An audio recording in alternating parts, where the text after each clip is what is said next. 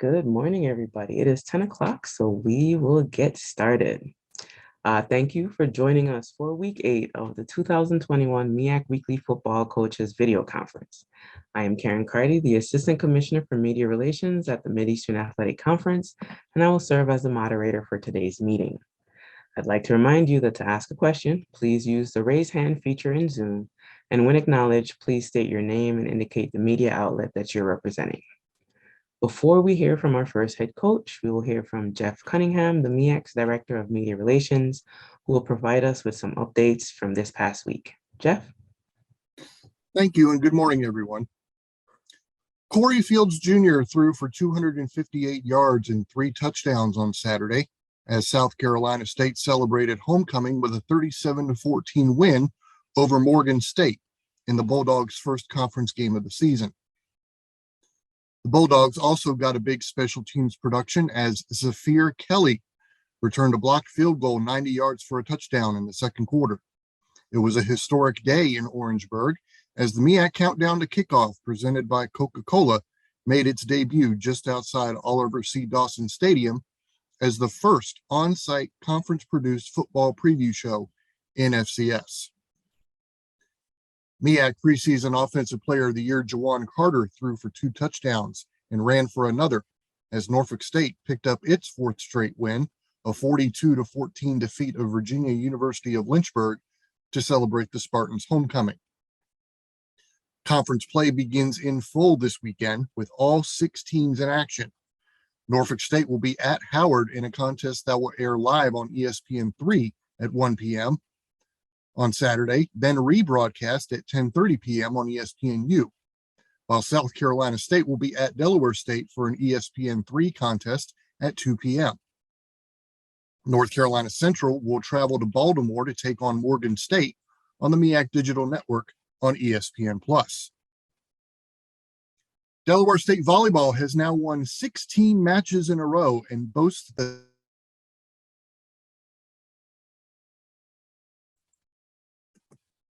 Delaware State Volleyball has now won 16 matches in a row and boasts the 3rd best winning percentage in all of Division I after straight set wins over Morgan State and Coppin State this past weekend. The Hornets are 20-1 overall and 8-0 in the MEAC, recording their first 20-win season since 2009. Howard is second in the MEAC standings at 5-2 in conference play, while Coppin State, Maryland Eastern Shore, and North Carolina Central are all 4-3. Over the weekend, the Chicago Bulls announced they have signed former Morgan State standout forward Troy Baxter Jr. Baxter, a 2020-2021 first-team All-MEAC selection and the 2021 MEAC Male Student Athlete of the Year, was also on the Bulls Summer League roster earlier this year. We're less than 2 weeks away from the first MEAC championship of the 2021-22 academic year, as the MEAC Cross Country Championships will be held in Cary, North Carolina at the Wake Med Soccer Park on Friday, October 29th. The women's 5K race will begin at 11 a.m., with the men's 8K race following at 11:45. Norfolk State is the reigning MEAC Cross Country champion, having swept the men's and women's titles back in 2019, the last year the championships were held. The 2021-22 MEAC bowling season got underway this past weekend, with Coppin State, Delaware State, Howard, and Morgan State all in action. For more information on the MEAC and its 16 sponsored sports, please visit meacsports.com. You can also follow the MEAC on Facebook, Twitter, Instagram, and TikTok at MEAC Sports, and subscribe to the MEAC Digital Network on YouTube. Thank you, Jeff. All right, now we will jump right in with our head coaches, beginning first with the Howard head coach, Coach Larry Scott. Morning, Coach Scott. How are you? Good morning. How's everybody doing? Doing well. All right, Coach Scott, y'all had the weekend off after back-to-back wins over Sacred Heart and Morgan State. How did the bye week go for the team? Went well. You know, it was a time for us rolling out of training camp and playing 6 straight weeks into the season to kind of heal up some bumps and bruises, you know, to do some quality controlling, to get out on the road and do some recruiting and do all those type of things too. So it was a week of balance for us and doing a couple of things that we knew could help to make us better. in all fronts of the program. So it was a good week for us. Good to hear. There's a big game on tap for you this Saturday with the Norfolk State Spartans coming up to Green Stadium. How should the Bison stack up against NSU? Okay, every one of them are big. Each and every week from this point on, I mean, every one of them are big, and if you can continue to have success and win, they're just the bigger they get. So at the end of the day, we're not, again, just like any other of our process. It's about the process for us around here.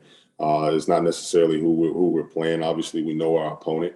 We know the experience that our opponent comes with. We know how well how good of a football team they are. And how good the quarterback is, and big and strong and all those things. We know those things, but at the end of the day, it's still about us. It's about our process of what it takes to make sure we're doing the things on a daily basis to get better, so that our product on a weekly basis is what we want it to be, and making the strides that we want to make. So every one of them are big, and it's just so happened that around here it's homecoming, which is a pretty special time around these parts. But at the end of the day, it's still about the process of what we need to do to continue to grow and be a better football team. Awesome. Like you said, it is homecoming, and Howard's known for having one of the most festive homecomings among all HBCUs. How will you keep the players focused on tasks during the week? I mean, again, it's about, keep the main things the main things. We talk about controlling the controllables around here. And what we control is how we play, our mental mindset and approach on a daily basis, far before we get to Saturday, to the game. That type of focus and that type of attention to detail started, last week during the bye week, but definitely started last night for us in our routine, regular Sunday evening quick practice of that type of focus and mindset and mentality. Today is a day off. It's an academic day for us, and make sure you're focused academically, meeting with your counselors and doing all the things you need to do. So it's keeping the process for our guys clean, keeping it the same week by week, and so that we can go out and get the results we want to on Saturday. But obviously around here, everybody knows what that looks like and what that is. But we got to keep our focus on the main thing. Awesome. Those are the questions I have for you, Coach. We will now turn to the media for questions. And I see we have Mr. James Hill with a question. Good morning, Coach Scott. How are you, sir? Good morning. How are you? Pretty good.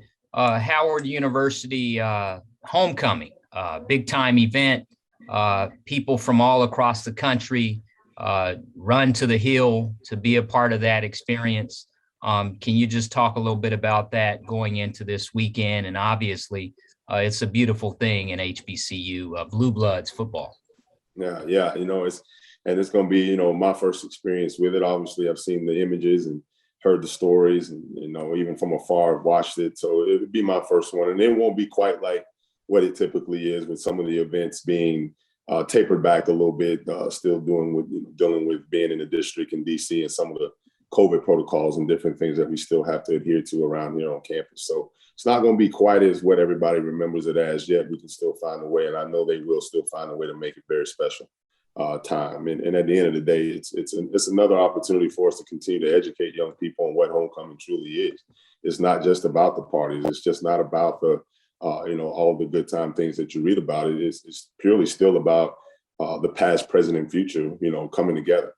Uniting and coming together for what this brand truly is and what it's all about, and all of those things. So it is still an educational process each and every time we have these opportunities with our young people. In full transparency, is to educate. So it's a good moment in time for us to teach them what truly homecoming is all about.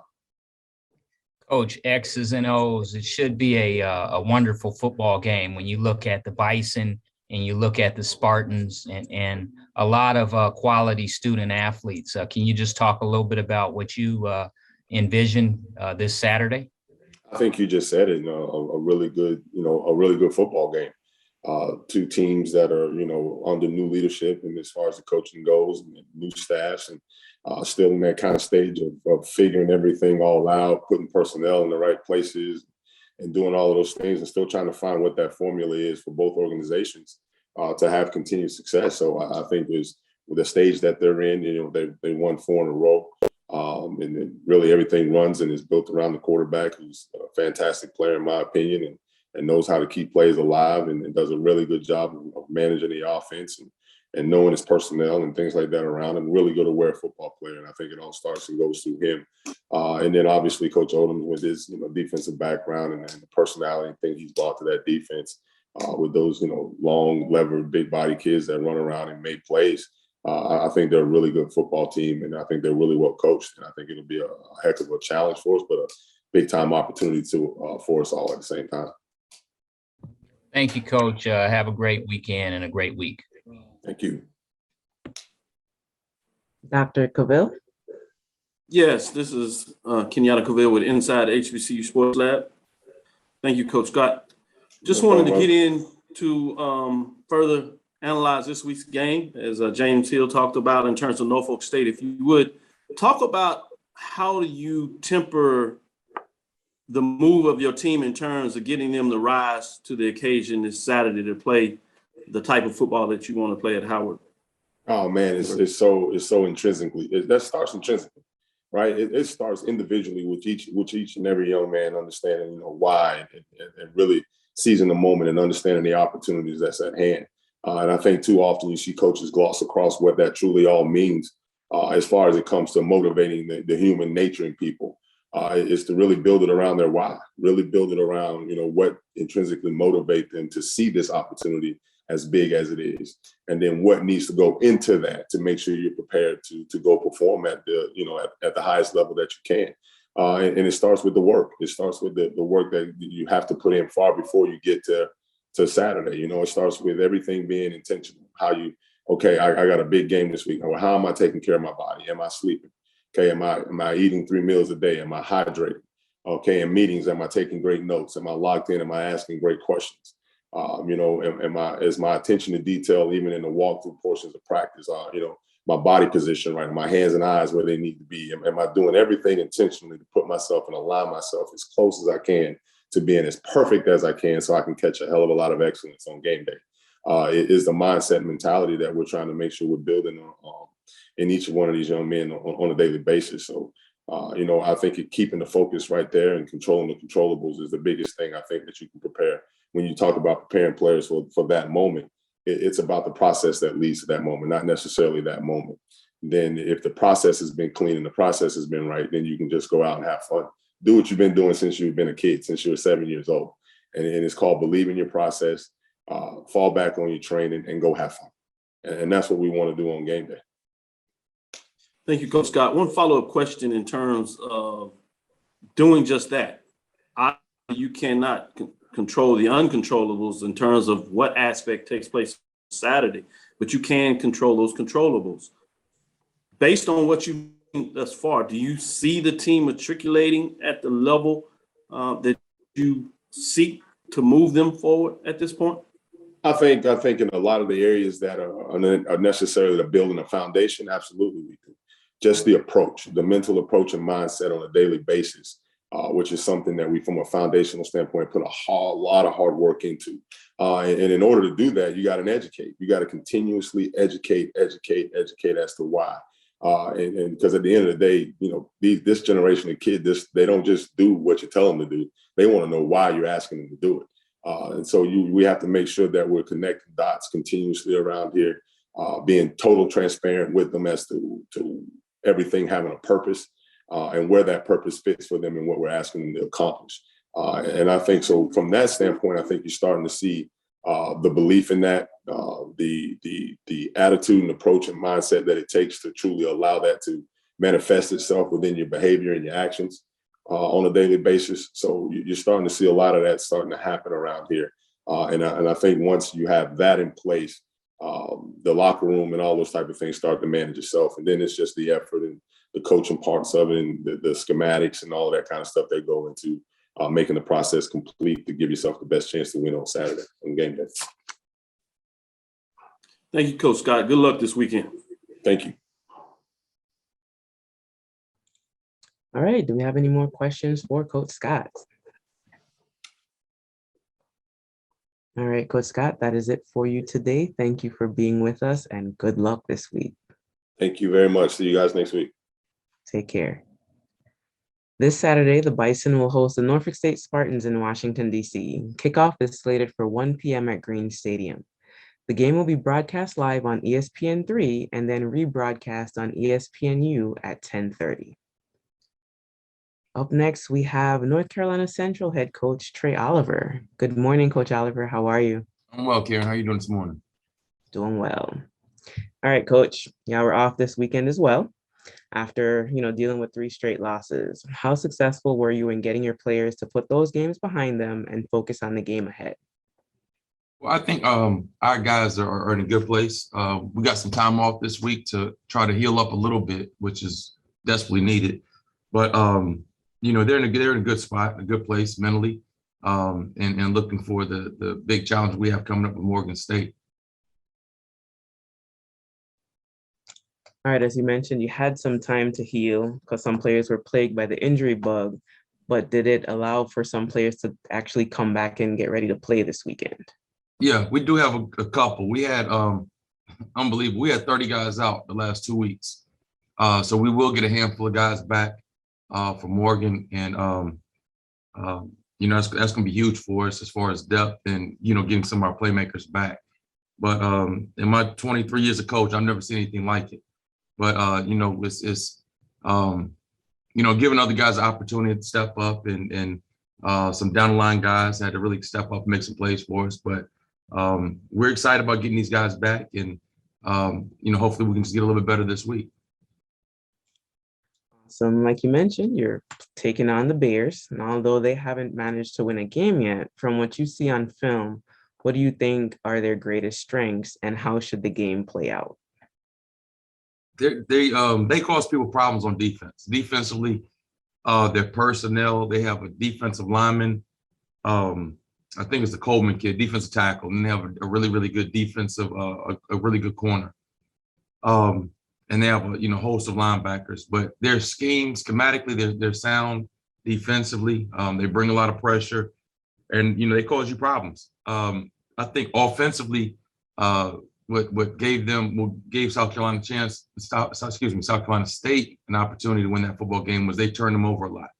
So hopefully we can create some turnovers like South Carolina State did, and that'll give us a chance to win this football game. But defensively, they play hard and they have some talent. Awesome. Thanks, Coach. Those are the questions I have for you. We will now turn to the media, beginning with Mr. James Hill.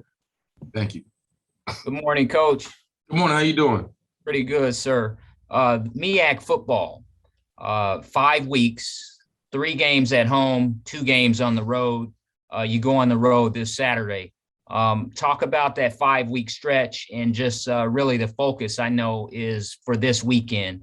What do you see going into this weekend? Well, we talked to the guys about, it's a new season, and that was my message to them.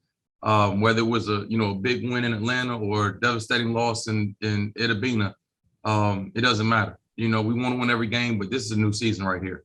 And we're worried about Morgan State. We don't talk about championships or talk about whatever game. It's just one game at a time, and let's work to get better each and every week. Morgan, going up there, we don't mind playing those guys on the road or, wherever the case may be. We're focused on that, and our guys are excited about the opportunity to play. Coach, Morgan is another team that's well coached. They'll be at home and they'll be ready to play when that whistle blows. Can you just talk a little bit about going in there? And again, it starts when you guys run out of the tunnel and run into the out to scrimmage.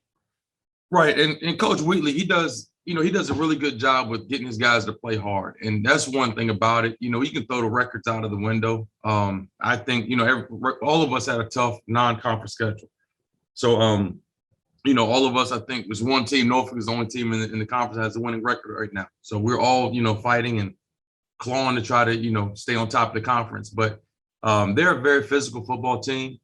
They play extremely hard, and I think that probably takes on the personality from their head coach, Coach Wheatley. But we just have to be sound in what we do, and it's more so about us than our opponent. Thank you, Coach Oliver. Have a great week and a great Saturday. Thank you, James. Dr. Cavill. Yes, thank you. Inside HBCU Sports Lab, Coach Oliver, I wanted to ask you about yourself in terms of that refrain.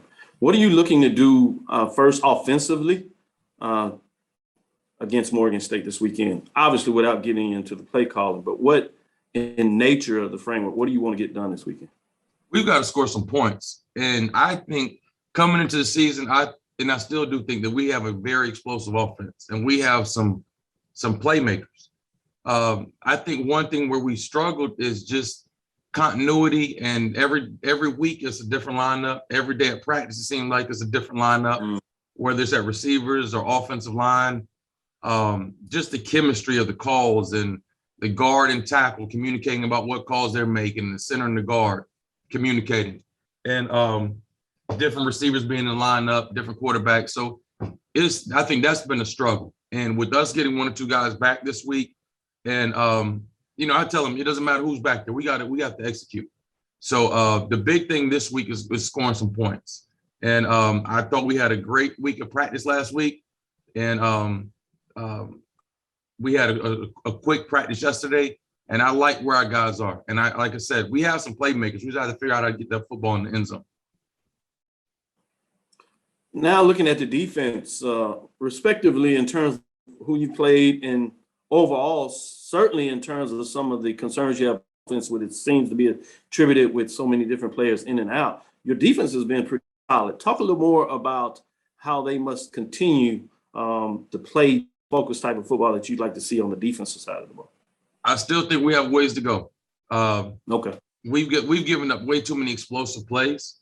I think, for 50, 55 plays in the game, we play really good defense. And then there's probably about 8 or 9 plays where we've given up some explosive plays. So last week we self-scouted and looked at some issues that we were having. So we're going to try to shore up some run fits and our run defense and make sure that we're sounding what we're doing and we have the right people doing it. But we've been playing decent defense, but I think we have ways to go. We can play much better. Thank you for the perspective.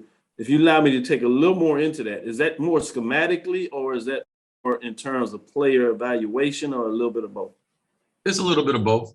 I mean, you have 1 or 2 plays where we're trying to do some things and we didn't fit it correctly in the back end with the safeties or the corners. And some of it early on was with the players, with the tackling and leveraging the football.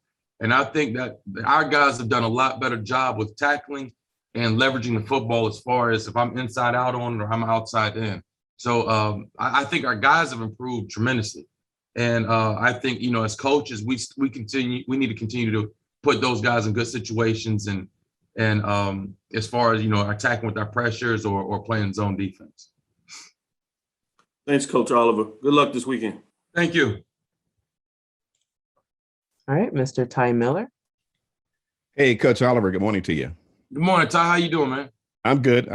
I just have one question, Coach, and it's about the conference because, it's a whole new season. You've had the week off, and in the conference, you don't have a win, you don't have a loss. So talk about having all of your goals still in front of you.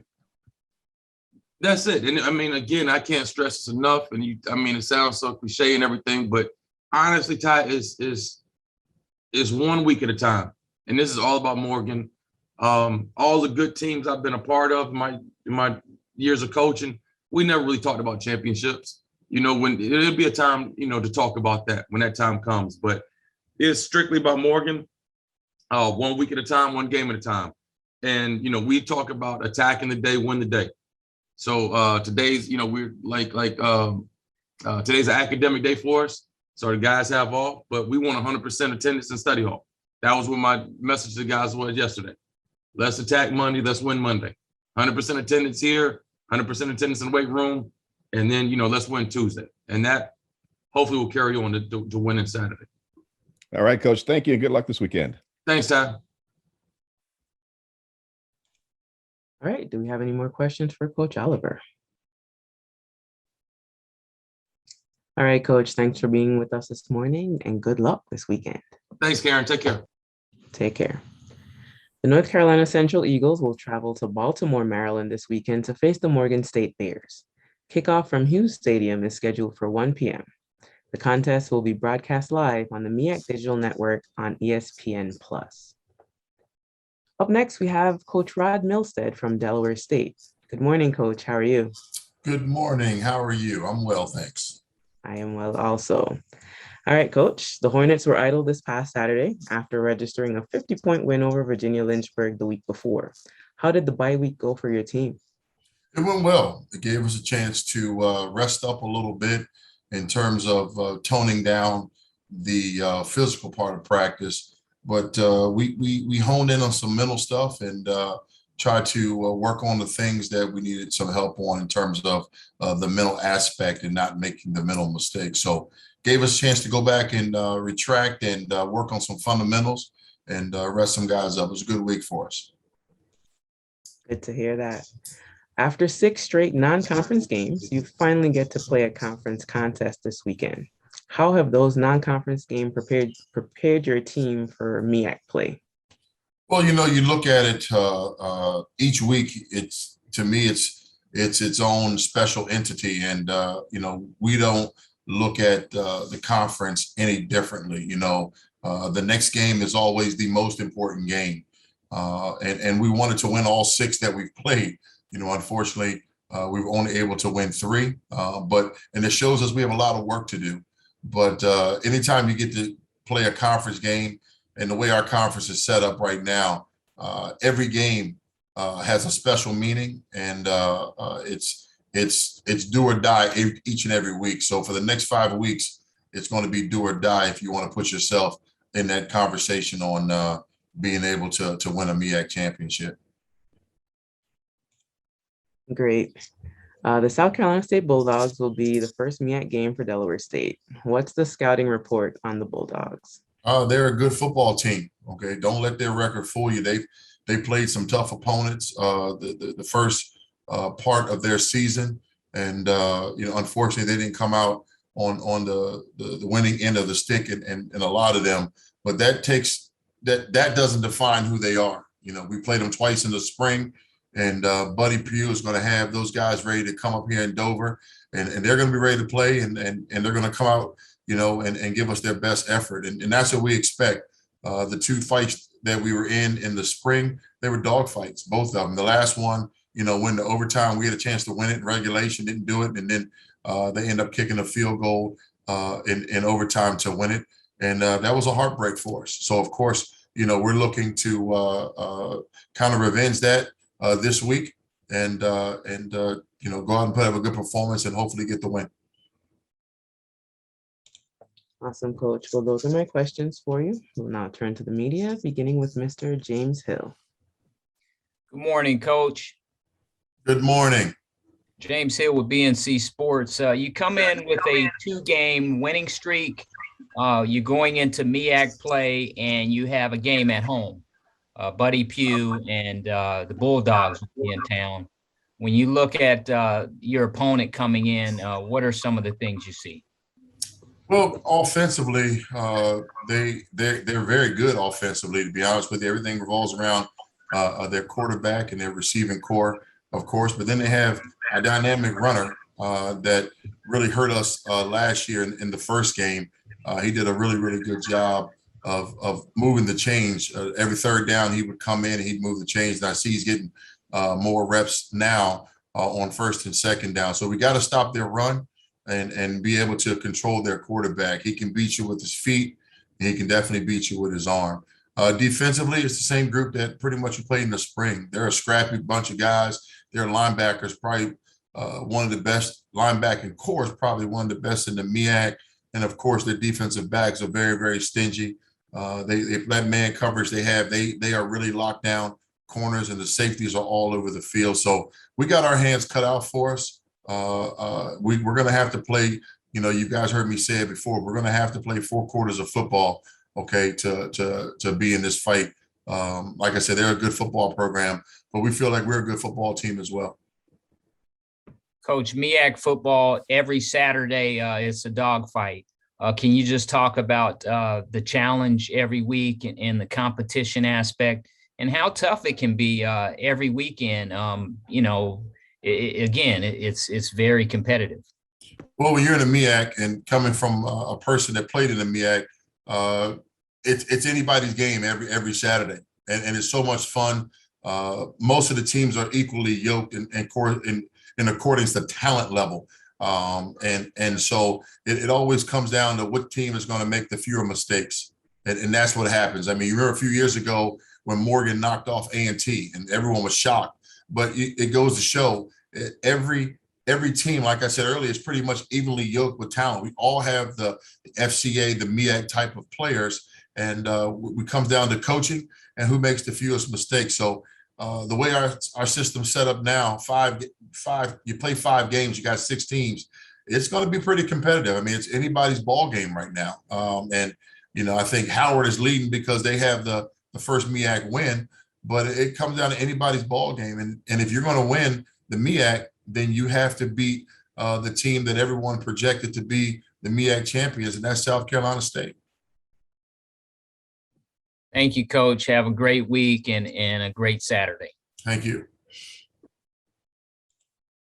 Dr. Cavill? Inside the HBCU Sports Lab, Coach Milstead, I want to ask you, is there any team that you've played, whether it's offensive or defensively, that's similar to what you're going to face this weekend with South Carolina State? No. No. MEAC's a different animal, okay?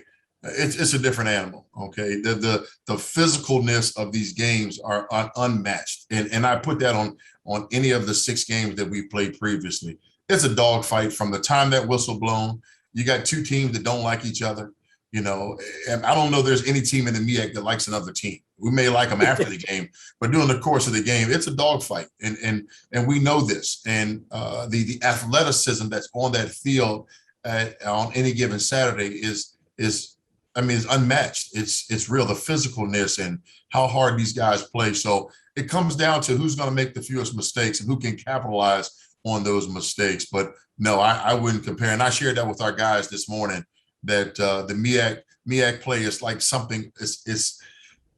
It's a step above. It's almost like I can relate it to when I was in San Francisco with the 49ers, and I'm thinking, okay, the season's over. You're 13-3, and we go into playoffs, and I go out to practice, and my eyes get wide open because I can't believe that practice is that much faster because it's the playoffs. And so that's something that I've tried to convey to our guys is that, okay, the first half of the season's over. We're going into conference play. Practice has to be that much faster. It has to be that much precise. The mistakes got to be eliminated, and we got to focus in on the things that we do well. So had a good practice this morning, and excited about the challenge on Saturday. Appreciate you sharing that, Coach. That really takes up my next question, but I will ask you, in terms of that practice, do you continue to go through that process to seek them to understand what you tell them? This is the time that you have to elevate, or do you leave it intrinsically? It's already there for your players. No. Every day is a life lesson. Okay, my guys will tell you, every day is a life lesson. Every day we want to take a step to get better. This train left early August. Okay, and that's what we prepared to get our season on, being on a train, and it had several stops to make if you want to finally get to your destination down in Atlanta in December. So our guys know that this game right here is a big stop for us with South Carolina State. And I think every team right now controls their own fate in the MEAC. You control your own fate. You win them all, you go to the show. If you don't, then somebody else will have a say if you get a chance to go in the show. So we just want to go 1-0 every week, want to go 1-0 every day. And South Carolina State is the opponent for this week. Thank you, Coach. Good luck this weekend. Thank you. All right, Mr. Thomas Grant Jr. Yes, Coach. After 6 games, do you have at this point, do you have an idea of what type of identity your team has at this point? And also talk about the challenges of getting ready for a game like this, and it's also homecoming. To be honest with you, let me answer your second question first, because that was one of the main topics this morning. Homecoming is for the alumni. It's not for the current football team. I'm a firm believer of that. is not for the current football team. It's for the alumni. Okay. Our goal is to go out and win a football game. And that's all we care about. All the festivities, the concerts and all that other stuff. It won't mean a hill of beans if we don't win this football game. I promise you. Okay. I've been on that side of the coin, and that coin is horrible. Okay. So yes, it's homecoming. Yes, it's going to be a lot of people on campus. Yes, it's going to be a festive week all week long. But our focus is always the game against South Carolina State. That is it. So what was the first part of your question? I apologize. First part of the question, after 6 games, what type of identity does this team have at this point, or are they still searching for that identity? I don't think that we're searching for it. I think that we're a blue collar team. We're one of those Fred Flintstone teams that carries your lunch pail every day. We clock in at a certain time and then we clock out. Okay, but we do the work, and so that's where we are right now. I don't think that we have a bunch of heroes on our team, or a bunch of people that people would say that, oh, they're pro prospects. We're just a bunch of blue collar guys that trying to win a football game in each and every week, and we're going to work really, really hard and pray that God blesses us on Saturday. So that's who we are. It's a bunch of blue collar workers trying to win a football team. And then finally, Coach, at this point, offensively, just what's the area of concern that you hope to shore up during this past bye week? We just want to play 4 quarters of football, not just offensively, but the entire team. You know, I thought against Virginia Lynchburg, of course, we came out slow in the first quarter, then we scored 42 points in the second quarter, and then we kind of pull the reins back a little bit and gave some guys some opportunities to play, and we scored 2 more times.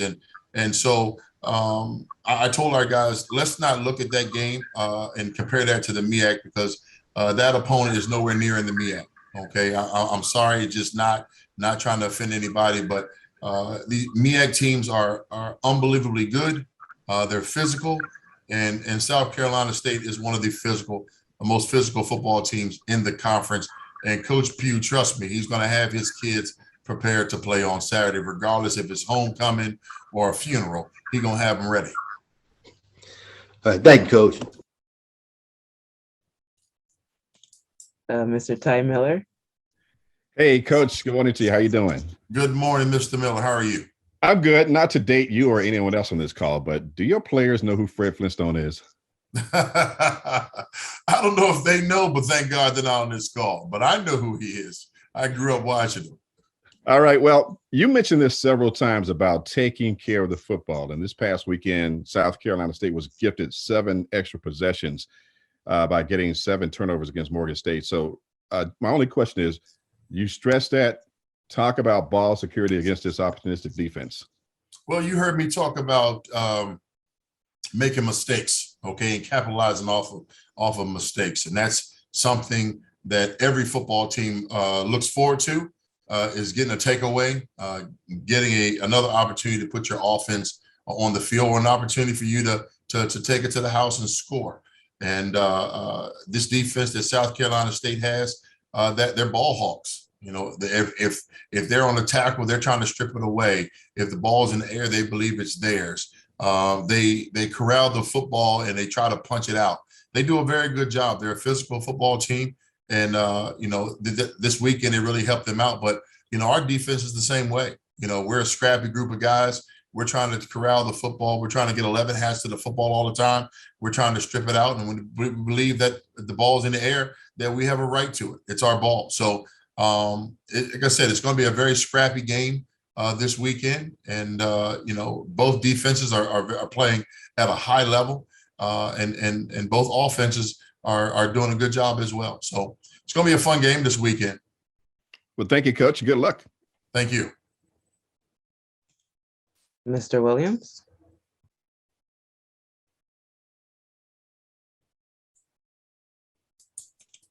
Hi, Coach. Luke Williams from the Black College Sports page. I wanted to ask you about what do you remember, and this is related to this game this week, but what do you remember about your battles with South Carolina State from the time that you played? I didn't like when that cannon went off. Yeah, that's what I hate. I hated when that daggone cannon went off and they were doing push-ups in the end zone. That means that they scored. So no, but I remember some battles with Robert Porcher, and also a battle with one of my good friends, may he rest in peace, Orlando Brown. Orlando Brown was a defensive lineman, not an offensive lineman. He became an offensive lineman when he and I joined the Cleveland Browns together. So, well, when he joined me in Cleveland, I was there a year ahead of him.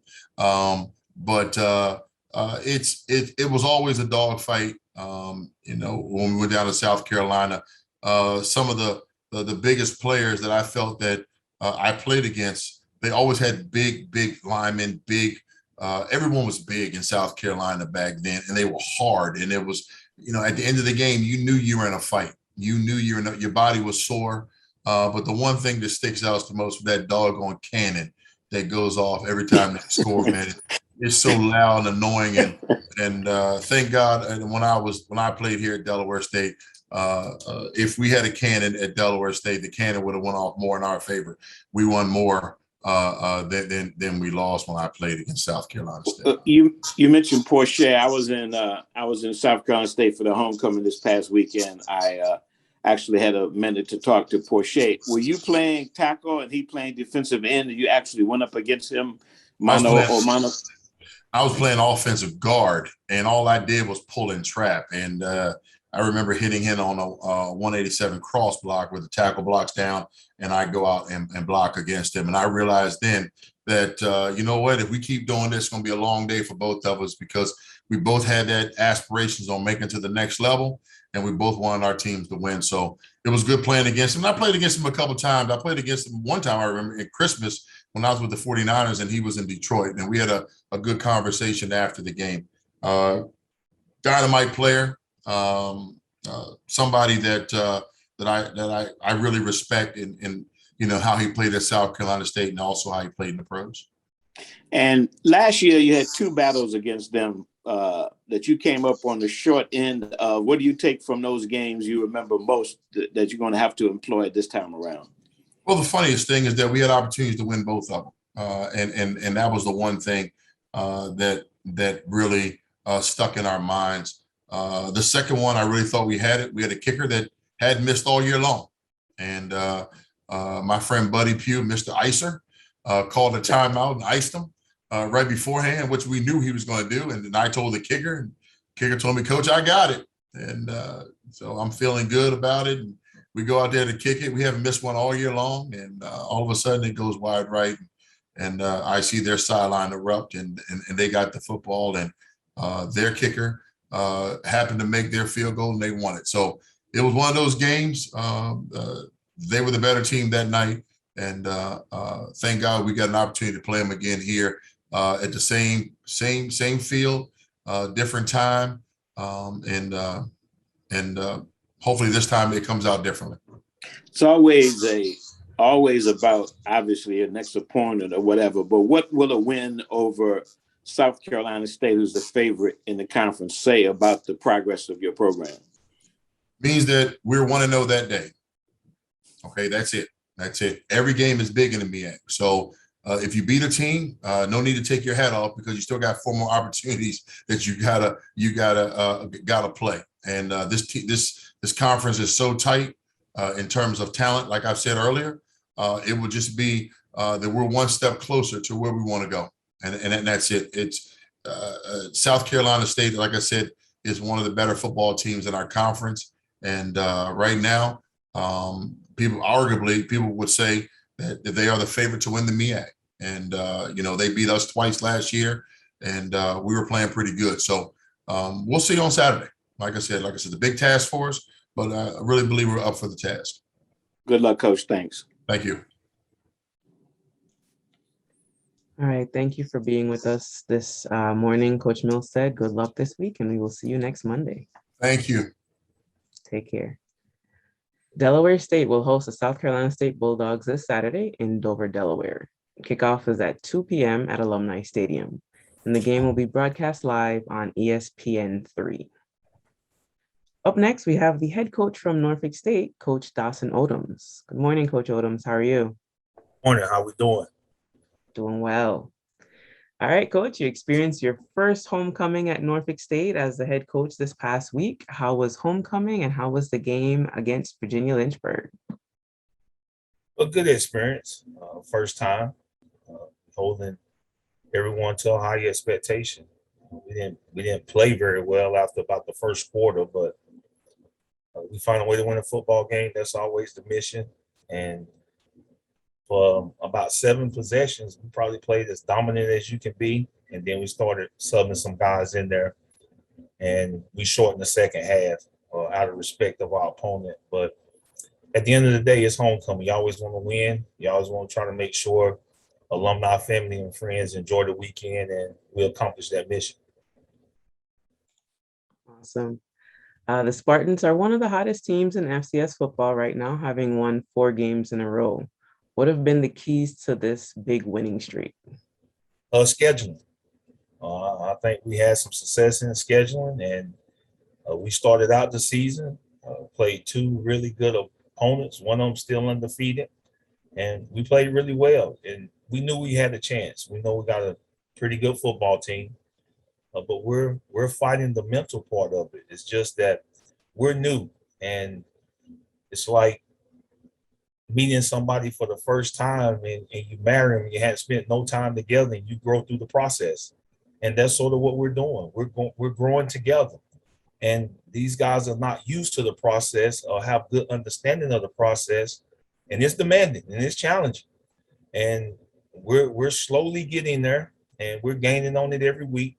I think MEAC play is going to, iron sharpens iron. I think these guys are going to be electric about the opportunity in front of them. We're getting ready to face a very, very talented and athletic Howard team. Coach Scott's doing an outstanding job. It's going to be for their homecoming, and we got to bring the right energy and the right juice and the right mindset. Awesome, Coach. You kind of got into my next question, but to keep your winning streak alive, you'll have to be a spoiler for Howard's homecoming. What kind of game are you expecting against the Bison on Saturday? Well, a highly competitive football game.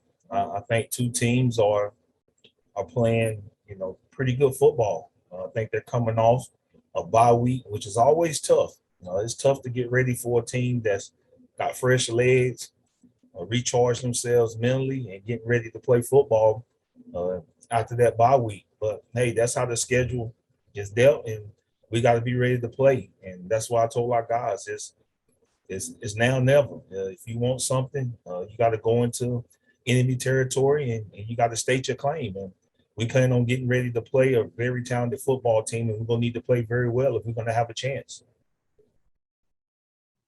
Awesome, Coach. Those are my questions for you. We'll now turn to the media, beginning with Mr. James Hill. Good morning, Coach. How are you, sir? Good morning, Mr. Hill. Doing great. Thanks for asking. Awesome. Your quarterback is dynamic. We could use a lot of adjectives to describe Mr. Carter, but can you talk a little bit about Juwan and what you see from a coaching perspective, getting an opportunity to guide him through the season? Well, laser focus is the next step in the process for him. It's just understanding that we go as he go offensively. I think when you got a trigger man that's pretty good, you got a chance to have some success. Everybody knows about our guy. Everybody's seen him play. He's very talented, but it's about that focus. It's about the drive. It's about the leadership. It's about all those intangibles that separate him from others. And as he continued to improve on that, so will his football team continue to improve. He's a great young man. You see, he got a competitiveness about him that's like no other. And he wants to win. And just doing it the right way all the time is something that he's gotten better at, and just understanding the game and take what the defense give him. But he run an offense that he's very familiar with. He understands it inside out, and people got to pick their poison. We think we got a very good offensive line, got some great skill guys around him. And as long as we stay healthy and we stay mentally sharp and focused, we believe any Saturday we got a chance, especially with him at quarterback. Coach, the MEAC every Saturday is going to be a grind. When you look at an opportunity to play in Washington, D.C. at Howard, it makes for a good contest. But can you talk a little bit about X's and O's and what you may envision on Saturday? It'll be a good environment. Howard homecoming is probably one of the better ones in HBCUs. They'll have a great crowd. their football team will be enthused about playing in front of that crowd. And we know that. I mean, you just got to go out and just focus on the things that you can control. And that's making sure we take care of the football, and that's making sure that we do what we're supposed to do. And that's all we worry about. No matter where we play, we know it's going to come down to the fundamentals of the game, and we got to execute. And when we do those things, we think we'll have a chance on Saturday. Have a great week, sir, and a great Saturday. Thank you. Appreciate it. Mr. Brian Smith. Coach, good morning. You're riding a 4-game win streak, and most coaches are thrilled and happy about stuff like that. But there's always in that back of your mind, okay, guys, we can't take it for granted. We can't back off. How hard is it, and what do you do through your past experiences to make sure they stay where they're at? Because we are talking 18, 19, 20-year-olds. We all remember being like that. Well, it's tough, especially when you're dealing with a group that hasn't really had that kind of success. It's unknown to them as well. And so that's why I said we're all going through this together, and you're trying to instill in them and teach them the necessary things to continue and sustain success. That's one of the things I talk about all the time. You don't want to be a one-hit wonder. It's all about sustaining success. I tell people all the time it's not about winning. It's about being a winner often and being in the hunt. It's not about winning a championship. It's about being in the hunt for a championship year in and year out. That's where you want your name mentioned. And it's a lot of intangibles that go into that process that this football team has no idea about. Just simple things as making sure the locker room is clean. Your coaches on here talking about not having your name on study hall. But this process that we run, it comes with some tough penalties. We don't run a football program. We run a Fortune 500 company. It comes with firing people. It comes with dismissing people because we're going to hold you to an expectation. Either you're going to rise to that level or you can go be a regular student. It's really that simple. And everything else will take care of itself. But we're about winning football games. We chase A's, B's, C's, championships, and degrees. If you want to be a Spartan, that's the mentality you got to have. And we hope to take that mentality on the road to Washington, D.C. this weekend.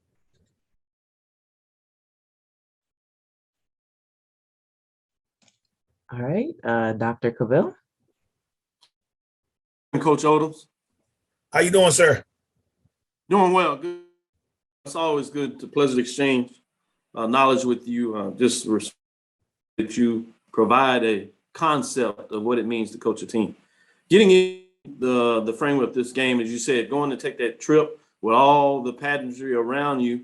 Many of the different poll rankings have you as a top 5 program at this deserved in terms of winning those last 4 games. But talk specifically in terms of what you want to do with your team in the scope of things this weekend, specifically against Howard from a defensive perspective. Well, our calling card is stopping the run. Right now, we're not happy with where we are in our run defense. And sad thing is we're not bad in run defense, but that just goes to tell you our expectation. We're not dominating in the running game like we think we should. And that's the expectation. We think I'm a defensive-minded guy. I think we should always play dominating defense. And we still working towards that and just trying to get that to our guys and get our guys to understand that. I think we have a group of young men that want to be dominating. They just don't know how. And we didn't have an off season to really get that talk to them. So everything we're doing, it is a miracle that we won 4 in a row and we getting the chance to start MEAC play and everything's in front of us because we took over a football team that we never saw until July. And then we went straight to camp. So it's not like you had a whole lot of time to learn their names. Probably just now started learning everybody's names. So it's been intriguing. It's been intriguing to our players. It's been intriguing to our assistant coaches. But I think these guys are really buying into what we're trying to do. And if we continue the success that we have, and I think at the end, you may be able to write a story that probably half the people read won't believe.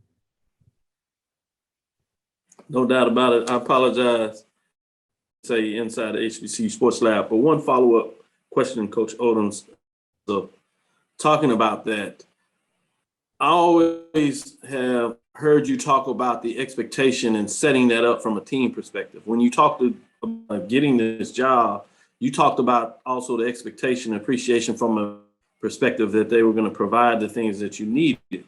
It's my understanding that there were maybe a challenge, for lack of better words, in terms of the expectations and alumni. Talk about why it's important to have everybody within an organization that want to see the program do well, that they carry the water, whether it's from players, coordinators, coaches, administration, all of the above. What is wrapped up in saying that that needs to be a component of rolling with Norfolk State? Well, I think from the success of the business, it takes everybody, takes all hands on deck to be able to build something that's able to sustain no matter what storm attacks it. I think when you look at it from a budget standpoint, it's important for fans to be inside stands. I think when you look at it from a leadership standpoint about trying to get a program resurrected, it takes all hands on deck. It takes everybody buying into the vision. It takes everybody understanding the financial contribution that's needed. And you got to take one step at a time. And it takes us understanding that we need a winning product. We all know that people want to support a winning product. But when the winning product is there and you're playing electric football and you're doing the necessary things to put a team in position to be competitive, now the expectations of everybody else has to rise up. And if everybody can get together and get on the same page, I think we got an opportunity here at Norfolk State to achieve some greatness, not only in football, but as an athletic department as a whole and as an institution. We have great leadership. We have a great student body. We have great academics. It's just a place that a lot of people don't know about, but it's a hidden gem. But at some point in time, we got to knock the dust off that gem and let everybody know how shiny it is. And I think Norfolk State is a place that's very attractive to many people. And hopefully we can continue to have some success and put a positive program in front of everybody so they can continue to realize that. Thank you for sharing your perspective and frankness. Good luck this weekend. Thanks, Thank you. Coach. Always a pleasure. Mr. Brian Smith. Coach, you made a good point of just how difficult this is. Can you explain to folks, given the circumstances, pandemic, everything, coming in July, basically not hardly knowing anybody and getting the players to gather in. Can you explain to folks how this is not normal? And it's in your first year. How do you explain to folks, this is, because some folks might go, oh man, what a year. It must be doing fantastic. It must be easy. Explain to folks that it's not what you think. No, it's not normal, and it's very difficult, and you have to have accept the challenge mentality, and it has to be something about you that says you can go into the unknown and be able to get people to believe in what you're doing. It's almost like a general that comes in and prepare the troops for war. We don't, hey guys, it ain't time to start training. This is our plan. We got to get on the same page because, our lives are dependent on it. And it's just being true to yourself as a person and understanding who you are and what those characteristics are that are in you that can allow people to grow and believe in that. I always say, anytime you're taking over a difficult situation, you do it first and foremost with the good man upstairs being a part of it, and then you got to love and care about the individuals that you're in charge of. Before we could ever talk X's and O's, these players had to understand the vision. They had to understand how they go play a part in it, and that we was going to do it together. And we was going to do it by loving them and caring about them. Open door policy. You can always come in and sit down and let's talk. You got to also understand that this football team, we kept everybody. We didn't come in and run nobody off. Didn't have time. You had to trust in the players that you had here and trust in the coaches that you was putting together and said, together, we're going to put a plan in place and we're going to believe in these guys. And hopefully at some point in time, these guys begin to believe in us. And at the end of the day, this is the recipe that we have so far. It's produced some success, and hopefully we can sustain that in the second half of our season.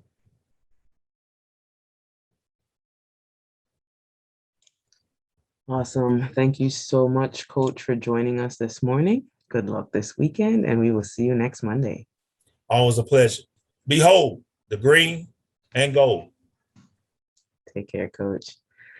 Norfolk State will travel to the nation's capital on Saturday to face the Bison of Howard University. Kickoff is set for 1 p.m. at Green Stadium. The game will be broadcast live on ESPN3 and rebroadcast later that night at 10:30 p.m. on ESPNU. Up next, we have South Carolina State head coach Buddy Pugh. Good morning, Coach Pugh. How are you? Let's see. Do I have everything? Yes. You got this. Let's see if I can turn this phone around here. I'm trying to do this on my phone this morning. I don't know if this works or not, but yes, ma'am, I'm here. We played at home Saturday, played Morgan State, and those guys came in here and turned the football over some. I guess we had something to do with it, but it was homecoming for us, and we won a game 37-14.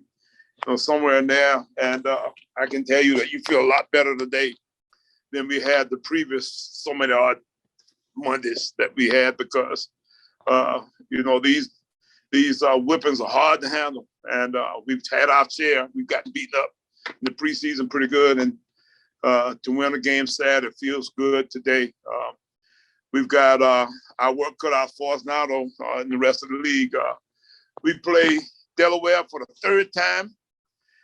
I don't know if I've ever had a situation where we played a team 3 times in one calendar year before. And, we won both games. Probably should have lost both games. Should have lost one for sure.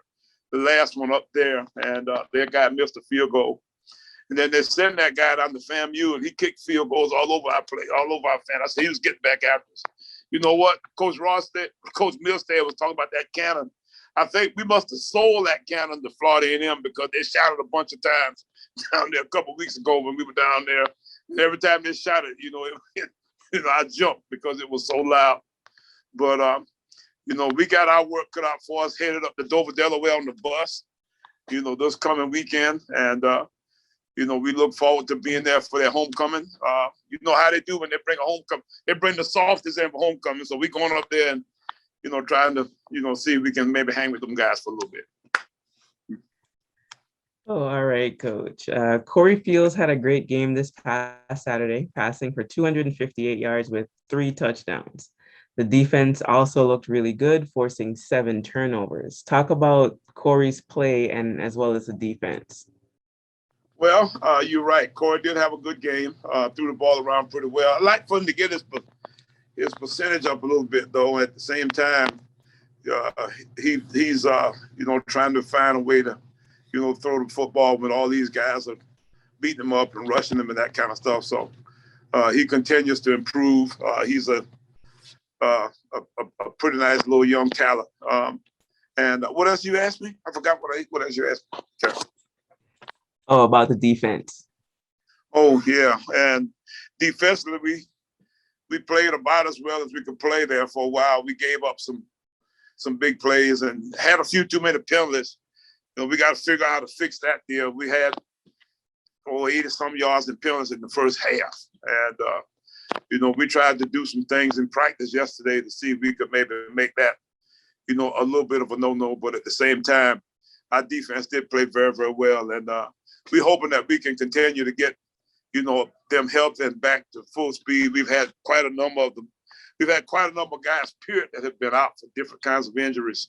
And our defense seems to be getting back to full speed now. So hopefully we can, get them all together so that we can go up and play these guys this coming Saturday. All right. As we've said before, you all travel up to Delaware State this Saturday for the game for homecoming. How should the Bulldogs stack up against the Hornets? Going to be a tight one. Going to be a tough one.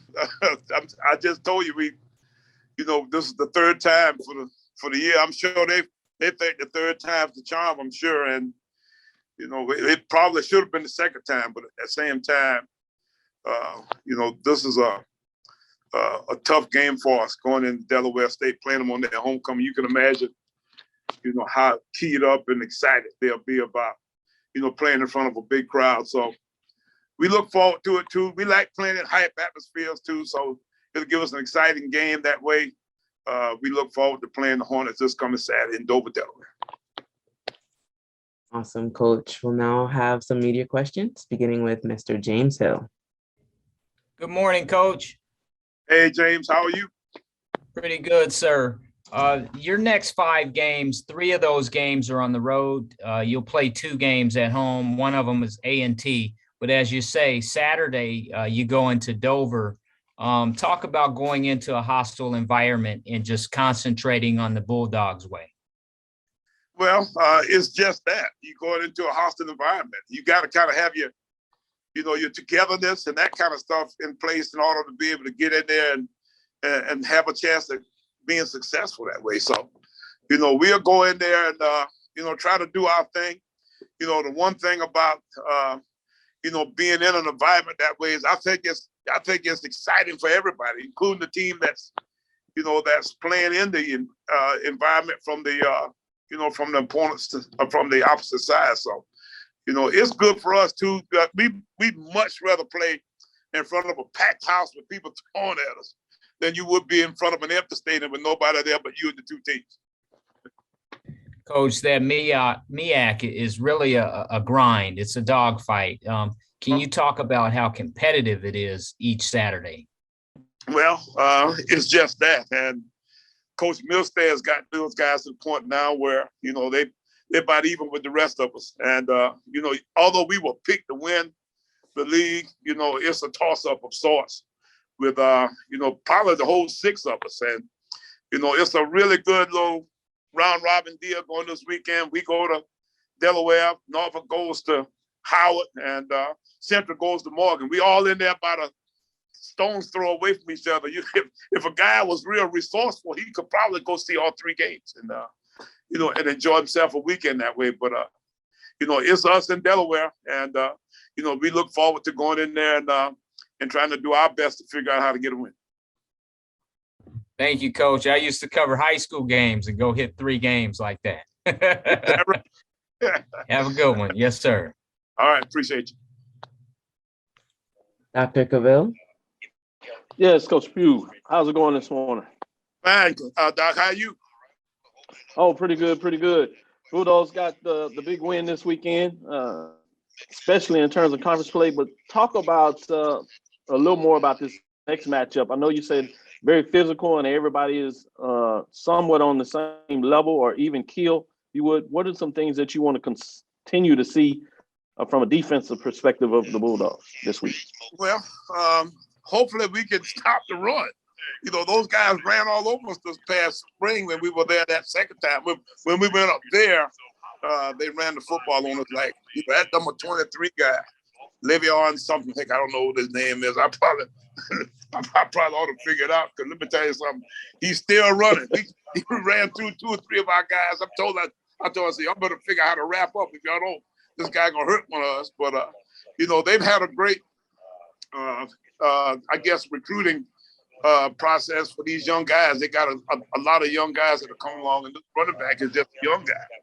And defensively, they might be as good as anybody with their, tough up front run stopping style defense. So we've got our work cut out for us, because we like to run the football. They like to run the football. We like to try to stop the run. They like to try. It's a almost direct opposite of each other, trying to do each other in. And it's a situation where 2 opposites will definitely not attract. Certainly, appreciate your time. Just want to say thank you. Thank you. All right, Mr. Ty Miller. Hey, Coach Pugh, good morning to you. How you doing? Hey, Ty, how are you? I'm good, Coach. You talked about Corey trying to get his percentages up. He was picked off twice. So what, if anything, is preventing him right now from getting those percentages up? You know what? If I knew that, Ty, I'd try to fix it immediately. We're trying to, it could be some of the, defenses that we played against. We've had some really good, stout opponents that have matched up with us, but at the same time, Corey's got to do a little bit better job of being a little bit more accurate. We feel like he's one of the top passers in our league, but at the same time, we've turned the football over some. That's been a little bit of our Achilles heel. So, but we're going to work at it, try to continue to see if we can find the things that he can throw best. maybe try to stay away from some of those things that he doesn't throw quite so well. And Coach, you normally have a bell cow, but between Corey, Kendrell, and Dante, you haven't really had that guy who's the bell cow running back yet. So, I mean, what's it going to take to find that guy? Well, it's going to take our offensive line to get together and be more consistent in a way where we can give one of those guys the ball and not get him beat up so bad before he gets to the line of scrimmage. So, yeah, you're right. We have had generally, a good running back all the time, but that's generally kind of controlled by what's going on up front. And also, finally, Coach, you kind of got a lot of Christmas gifts this past weekend with 7 turnovers. Have you ever had a game like that? And would you like to see more capitalization on those turnovers? Yeah, I like to see us do more with them when we get them. But you know how you do when you get gifts. Sometimes you don't feel quite as careful about dealing with them as you do when you got to really earn them. But I feel like we actually went out and earned some of those doggone turnovers. So we got them, in a way where we took advantage of, I guess, maybe enough of them. All right, Coach. Good luck this weekend. Thanks, Ty. Appreciate you.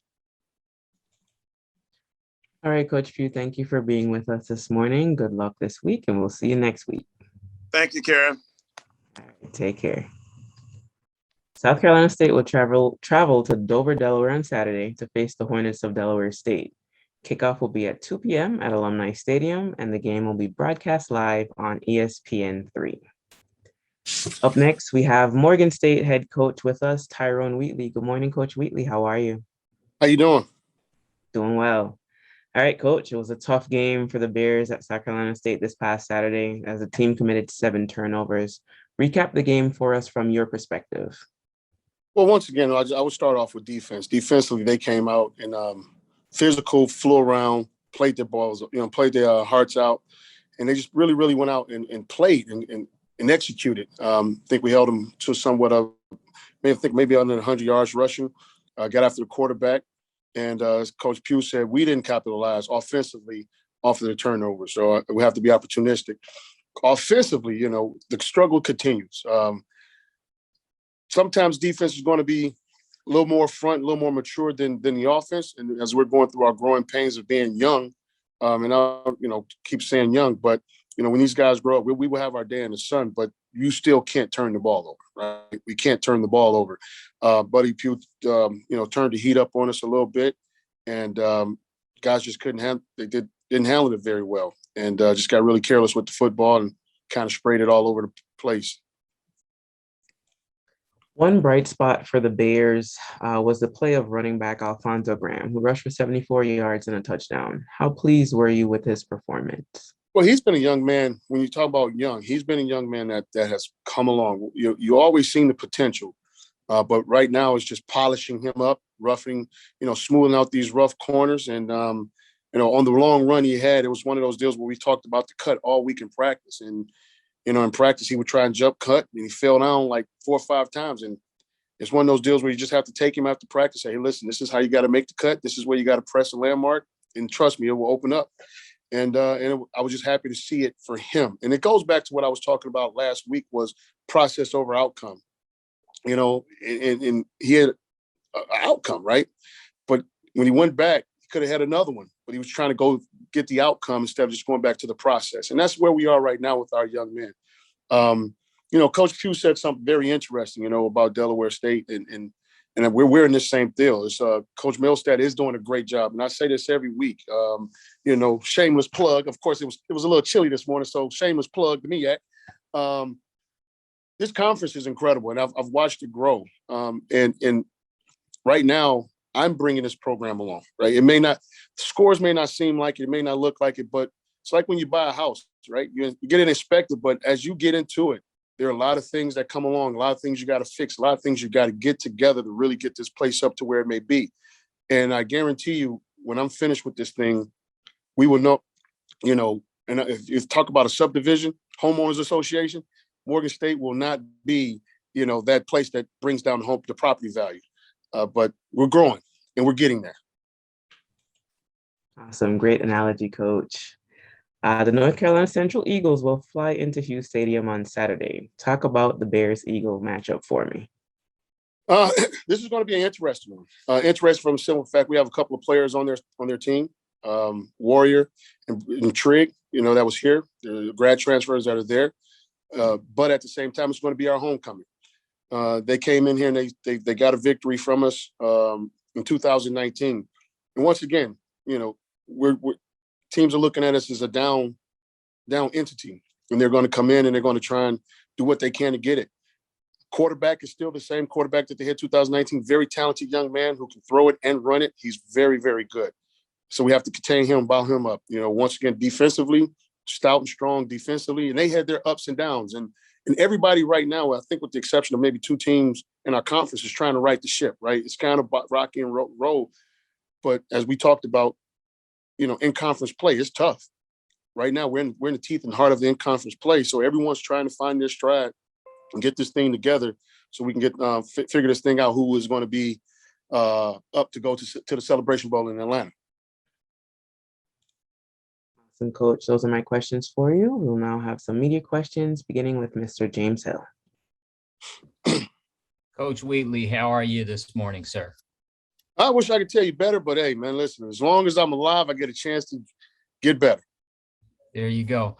It's James Hill with BNC Sports. The term stay the course. Can you just talk a little bit about that? And again, it's the end game and it's that process as you're taking one step at a time. Yes. Stay the course. I don't know if you ever seen the little meme or the picture where the guy's digging for the diamonds and he's right there. I think he's maybe a couple of inches and he turns around. He gives up, and he's right there at the diamonds. That's what we're talking about. And you have to stay the course, and we talk about the process. And one of the things I really, really am pleased and proud of these young men is that they're staying the course. Because every week we go in and we watch the film, and like I say, it's not a beatdown session. It's not one of those deals where you coulda, shoulda, no. We just simply put on the film, we simply show it, and they all have this. They coach themselves. They are coming up with, yes. And so, and that's youth, right? That's youth. That is true youth, because right now they're still thinking that they're better than what they are. And they're out there trying to make a play. And we say it here, making a play is just doing your job, right? And they're getting there, and they are getting there. But sometimes the process, you have to go through this. And I was at Eastern Michigan the year we went, it then came back the next year, and Ron English got the, Coach of the Year. So I've been in these situations before. And the rebuild is, like we just talked about with the home, it's never easy. It's never easy, right? It is never easy. As you turn one corner, you got to fix this, you got to fix that. And are there easy fixes? Yes, there are. Yes, there are. But as you always know, once you patch it, you're looking over your shoulder to make sure, and you're praying and hoping that thing doesn't come up to hurt you, bite you one day. So to me, the best remedy is just gut it, fix it, and get it going. Coach, North Carolina Central at Morgan makes for a good football game. What do you envision when you look at this particular matchup? Physical. It's going to be a physical matchup. Like I said, you have two guys who are here at Morgan. They're coming back. It's homecoming, of course. That the atmosphere, the excitement, HBCU homecomings are always legendary. So that's going to be incredible. You want the young men to basically be in front of their home crowd, but they're coming in to play the spoiler, right? They smell blood in the water, and they're trying to get their program started and get it going right in the right direction. So this is one where we got to get our first win, and they're trying to get a win. So it's going to be a battle. Thank you, sir. Have a great week and a good weekend. You too. Thank you. Mr. Ty Miller. Hey, Coach Wheatley, good morning to you. How you doing? I'm fine, and you? I'm good, Coach. Let's talk about Neil Boudreau. What is preventing him from taking that next step in terms of developing a quarterback? Well, right now, it's simply when you say the next step, he just has to take a step back, right? What I mean by that is seeing too much, trying to do too much. As a quarterback, and I'm gonna give you this analogy, right? As a quarterback, your job is to manage the game. Manage what play that comes in. He's right now trying to think about way too much. He's trying to do too much, And so right now, the best quarterbacks that are out there, people say, wow, he's making a play. No, what he's doing is he's managing the game. And as the game come to him, he understands where he must go next. And that's all it is. And so when you talk about a guy who's trying to take the next step, he's trying to take too many steps. He's trying to do too much. Well, let's talk about Alfonso Graham in terms of him. How do you get him more involved in the passing game? Because running wise, I mean, he's pretty efficient. But would you like to see him get more involved in the passing game? Well, when you talk about passing game, now you talk about schematics and systems, right? But when you talk about a guy like Alfonso and his explosiveness and things they could do, yes, you would like to get him into the passing game a little bit more. But we just talked about some of the systems and issues that we had with our quarterback. So they kind of cancel each other out a little bit. And in terms of ball security, you had a lot of issues with that this weekend, some caused by South Carolina State. I'm sure that's going to be a point of emphasis this week in practice. It's always a point of emphasis, but, a little bit more heightened, right? As we talked about in film session with these guys, and all of this is just, quarterback read here, guy just sitting down in the right place there, and, or just throwing the ball away. We always talk about it this way. Hey, listen, throwing the ball away, putting it in the stands is sometimes the best play, because now instead of being a turnover, it's second down or it's third down. At least you give us a chance to fight again, as opposed to doing that. And it goes back to just trying to do too much. And although you haven't had a win this year, Coach, in the conference you were 0-2, yet can you talk about some of the goals that still are in front of you? Well, of course, you want to win out the rest, especially in conference play, because you never know how this thing shakes out. You will never know how it shakes out. But at the same time, it gives you the momentum and the pendulum trying to swing this thing going into the next year, going into the spring as to where you are. But you never want to finish this thing, at the bottom of the conference. You never want to finish at the bottom of the conference. And that's what our goal is, to really dig ourselves out this hole and concentrate and get these next few wins. Thank you, Coach. Good luck this weekend. Thank you. All right, Dr. Cavill, I saw your hand up. You have a question?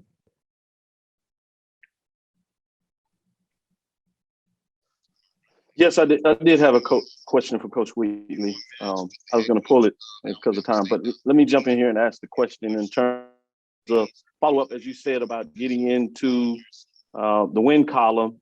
Both teams, particularly for conference play, want to do that.